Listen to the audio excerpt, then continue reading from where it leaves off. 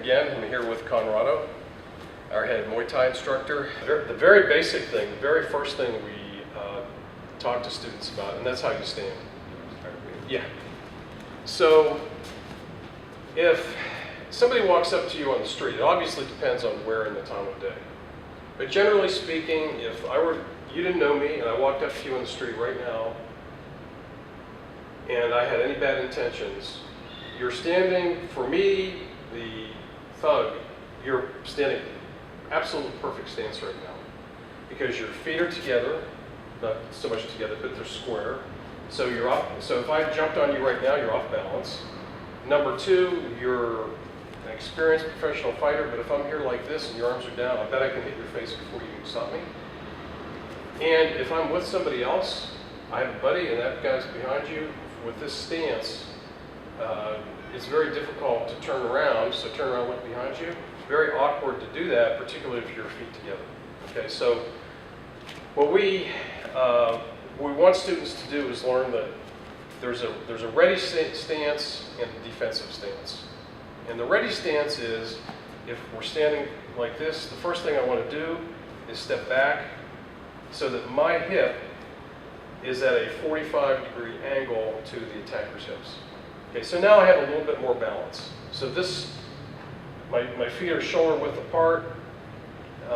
It's not aggressive looking, doesn't look like I'm picking a fight, but now I have a little bit more balance. The other thing that this really allows me to do is, with my hips turned at a 45-degree angle, it's much easier for me to take a quick glance behind or to the side. So I have a much better field of view in the event that this guy's got buddies who are going to come up to me from behind. Now the hands down. If you ever watch videos of police officers in the United States, when they stop somebody, rarely do they walk up to them with their hands down. Okay? Usually what they will do if they're talking to somebody, they often call it the thinking man's position, and it's this position here. Okay? So the arm that is on the same side as your lead leg is up, and your other hand can be here, right? And you can keep your hand here if you want to. It looks very passive, doesn't look aggressive. What a lot of guys do is they'll actually keep a fist tucked underneath their elbow like this. But what this allows me to do, if I'm somebody threatening you, so take that position that you just had, right? So if I've got to reach, all of a sudden now you can block anything coming towards your face. And with the other hand, if somebody tries to reach down into my pockets or below the waist, I can quickly block. So from this position, which is very passive, I can very quickly move my arms like this to block anything coming towards my face or to block anything coming in below. Okay? Or if the guy throws a knee, I can even get my hand down quick enough to block.